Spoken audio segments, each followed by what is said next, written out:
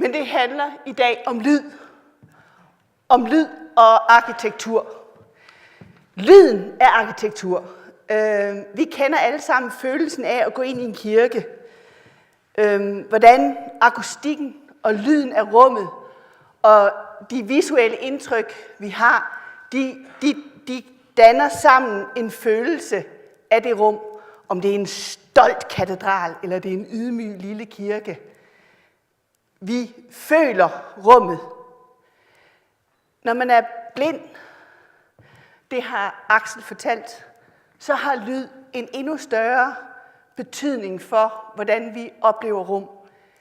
Det er selv sådan, at der er nogle blinde, de siger, når de går, fordi så kan de høre, de kan føle rummet med lyden. Lyd og liv, det hænger sammen. Der er altid lyd. Selv stilheden har lyd. Og lyd har en enorm indflydelse på vores velvære, eller måske vores ikke-velvære. Når du er syg, så er du utrolig følsom. Og hvis du ligger der og kæmper for dit liv, og så kører der en bækkenvogn hen, og det larmer. Der er lavet undersøgelser, der viser, at hjerteslaget nu kan jeg ikke huske ordet, akustikken har indflydelse på, hvordan hjertet slår. At hvis der er for meget larm, så løber det bare afsted. Man bliver stresset. Så det vil sige, at du faktisk har sværere ved at blive sund, hvis akustikken ikke er i orden. Du har sværere ved at sove godt, hvis akustikken ikke er i orden. Du har sværere ved at lære og koncentrere dig, hvis akustikken ikke er i orden. Det er der indtil flere, der har sagt i aften. Så det er nok ikke noget løgn, når jeg siger, at det er sådan. Så det betyder så, at os arkitekter, som sådan set er visuelle kunstnere, vi skaber rum, vi skaber oplevelser, vi egentlig også bør bruge vores ører som øjne, og give ørerne lige så meget guf og arbejde med, som vi giver øjnene. Lad os tage et sidespring. Jeg har bygget en dans- og musikskole, og når du får sådan en opgave, så modtager du stabler med bøger, med rumkrav og kvadratmeter og lydkrav. Så mange dB der, så mange dB der, og alt muligt. De her mennesker, der skulle have bygget den her bygning, de havde beskrevet alt. Og vi fik fat i en god lydingeniør, eller akustisk ingeniør, som sammen med os gik i gang med at lave bygningen. Og det er blevet en dejlig bygning, som selv i sin form, I kan se, at væggene står skæve. Det er fordi, når du sidder og spiller violin, så vil du ikke have, at lyden sådan bum, bum, bum, løber frem og tilbage. Men hvis du laver den skæve, så bevæger lyden sig mere hensigtsmæssigt. Der er 15 forskellige slags lofter i det her hus, for at sørge for, at loftet til piccolofløjten er anderledes end loftet, der er inde, hvor du skal spille på trommer. Og det er blevet en god bygning.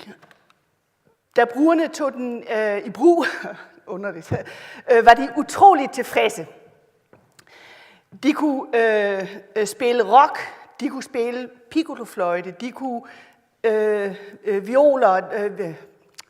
violiner, de kunne danse, de kunne alting i den her bygning. Og bygningen er faktisk så god, at konservatoriet, der ligger ved siden af, er død jaloux, fordi deres akustik i rummene er bedre, end de har. Der er bare lige et enkelt problem. Når jeg kommer på besøg dernede, de har sgu alle sammen lade dørene stå åbne, fordi det er lykkedes dem at lave kravene så stramme, at de har glemt at tænke på, at der er også noget, der hedder stemning, der hedder atmosfære.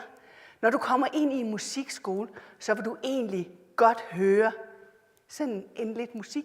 Du må også godt høre, at der er en pige, der mishandler en violin på det groveste. Og derfor, så åbner de dørene.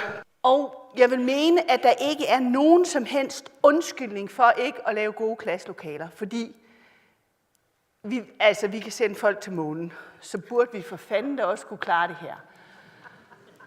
Der er bare lige det, at der sker meget inden for skolebygning for tiden. Der sker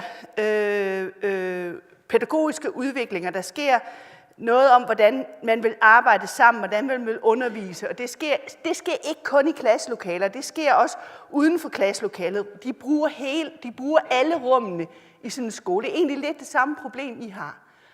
Så opstår der altså komplekse rum, hvor det er svært at styre lyden. Der opstår spændende rum.